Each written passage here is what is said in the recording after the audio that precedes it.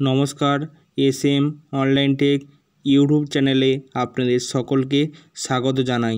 তো বন্ধুরা, অবশেষে কিন্তু চালু হয়ে গেল অনলাইনের মাধ্যমে কৃষক বন্ধু প্রকল্পের ফর্ম ফিল আপ। গত ভিডিওতে আমি দেখিয়েছিলাম কিভাবে আপনারা কৃষক বন্ধু প্রকল্পে নতুন যে ফর্মটা বেরিয়েছে সেই ফর্মটা অফলাইনে ফিল আপ করবেন। আজকের এই ভিডিওতে আপনারা দেখিয়ে দেবো খুব সহজে অনলাইনের মাধ্যমে কৃষক বন্ধুর ফর্ম নির্ভুলভাবে ফিল আপ করবেন। তো চলুন ভিডিওটা শুরু করা যাক।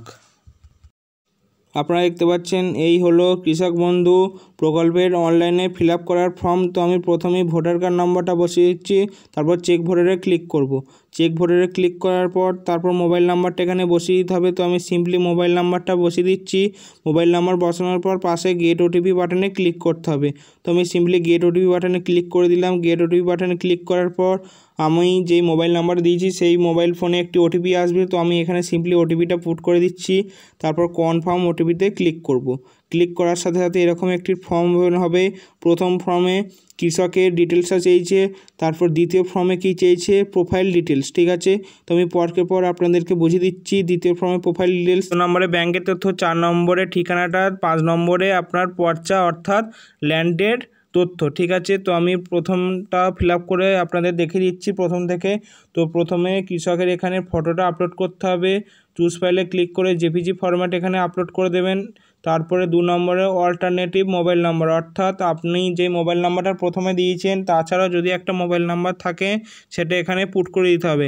তারপর ইমেল আইডি, এখানে ইমেল আইডিটা আপনারা দিতেও পারেন না দিতে পারেন, এটা অপশনাল, দেওয়ার দরকার নেই। তারপর এখানে নিচের দিকে দেখতে পাবেন কিষাণ সম্মান নিধি সেলফ ডিক্লারেশন, এটা অপশনাল, এটাও আপনারা নো রাখবেন। ঠিক আছে, তো আমি সিম্পলি এটা নো রেখে দিচ্ছি। তারপর দেখতে পাবেন দুয়ারে সরকারের আইডি, যদি আপনি এই ফর্মটা আগে দুয়ারে সরকারে ফিল আপ করে থাকেন, ওখান থেকে দুয়ারে সরকারের যে আইডিটা দিয়েছিল সেটা আপনার কাছে যদি থাকে তাহলে দেবেন, আর না থাকলে দেওয়ার দরকার নেই। তারপরে চলে যাব 2 নম্বর ফর্মে, অর্থাৎ প্রোফাইল ডিটেলস। তো আমি 1 নম্বর ফিল আপ করার পর 2 নম্বরে সিম্পলি ক্লিক করব। ক্লিক করার পর এখানে আধার কার্ডটা দিয়ে দিতে হবে। তো আমি চুজ ফাইলে ক্লিক করব, সেন্ড প্রসেস। চুজ ফাইলে ক্লিক করার পর আমি জেপিজি ফরম্যাটে আধার কার্ডের ইমেজটা আপলোড করে দেবো। আপলোড করার পর নিচে আধার নাম্বার দেখতে পাবেন, আধার নাম্বারটা এখানে ঠিকঠাকভাবে বসিয়ে দেবেন। তো আমি সিম্পলি আধার নাম্বারটা বসিয়ে দিচ্ছি।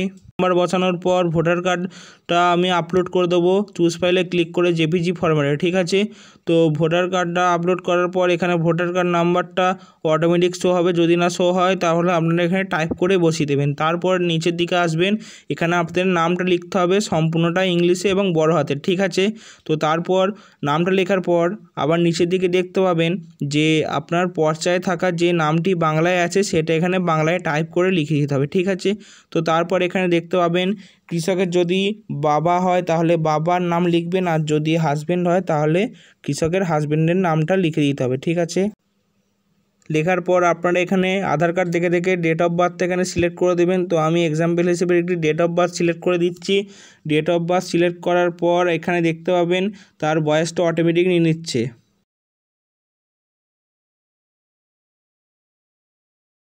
তারপর জেন্ডার কি আছে সেটা সিলেক্ট করতে হবে। তারপর কাস্ট কি, যদি জেনারেল হয় তাহলে জেনারেলের ঘরে টিক, যদি এসটি হয় তাহলে এসটির ঘরে টিক, যদি এসটি হয় এসটি, যদি ওবিসি হয় ওবিসি। ঠিক আছে, তারপর নিচের দিকে একটু স্ক্রল করে দেখতে পাবেন টাইপ অফ ফার্মার, যদি অনার হয় অর্থাৎ নিজের জমি তাহলে অনারের ঘরে টিক, যদি বর্গাদার হয় তাহলে বর্গাদারের ঘরে টিক, যদি পাট্টাদার হয় তাহলে পাট্টাদারের ঘরে টিক মার্ক করবেন। ঠিক আছে, তো এই গেল প্রোফাইল ডিটেলস।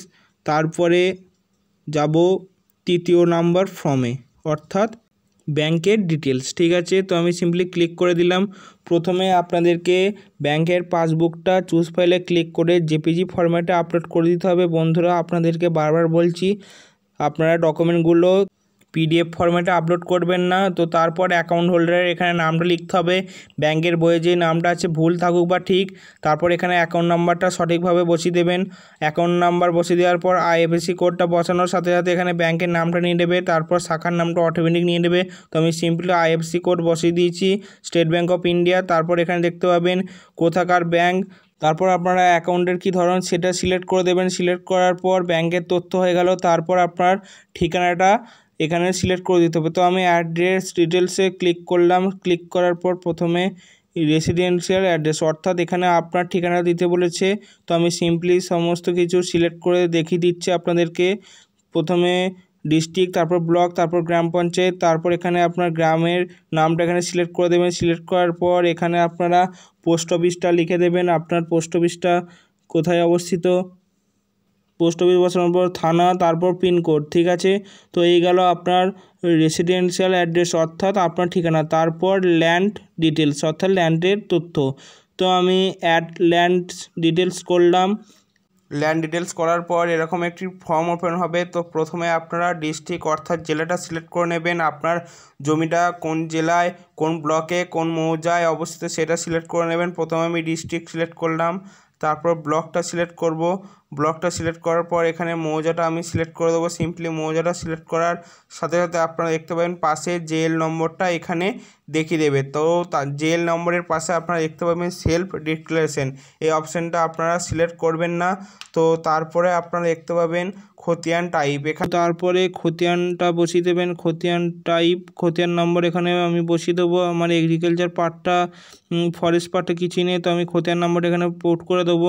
তারপর এখানে পর্চা দেখে দেখে আপনাদের জমির কত পরিমাণ অর্থাৎ রেকর্ডটা এখানে বসিয়ে দেবেন। তারপর এখানে দেখতে পাবেন নিচের দিকে আপলোড পর্চা, এখানে যে খতিয়ানটা এখানে লিখলেন সেই পর্চাটা এখানে আপলোড করে দেবেন সম্পূর্ণটাই জেপিজি ফরম্যাটে। নিচের দিকে দেখতে পাবেন একটি অপশান আছে অ্যাড ল্যান্ড ডিটেলস, ঠিক আছে। যদি আরও আপনার খতিয়ান থাকে তাহলে এই অপশানে ক্লিক করে আরও খতিয়ানগুলো আপলোড করে দেবেন, যদি না থাকে তাহলে এই অপশানে ক্লিক করার দরকার নেই। তো তারপর এখানে দেখতে পাবেন ক্রিয়েট ফার্মার, এই অপশানে ক্লিক করে আপনার এই ফর্মটা সাবমিট হয়ে যাবে। ভিডিওটা যদি আপনাদের কাছে মূল্যবান বলে মনে হয় তাহলে অবশ্যই ভিডিওতে একটি লাইক প্রদান করবেন, আর আমাদের চ্যানেলে নতুন হয়ে থাকলে চ্যানেলটিকে সাবস্ক্রাইব করে আমাদের পাশে থাকবেন। নমস্কার।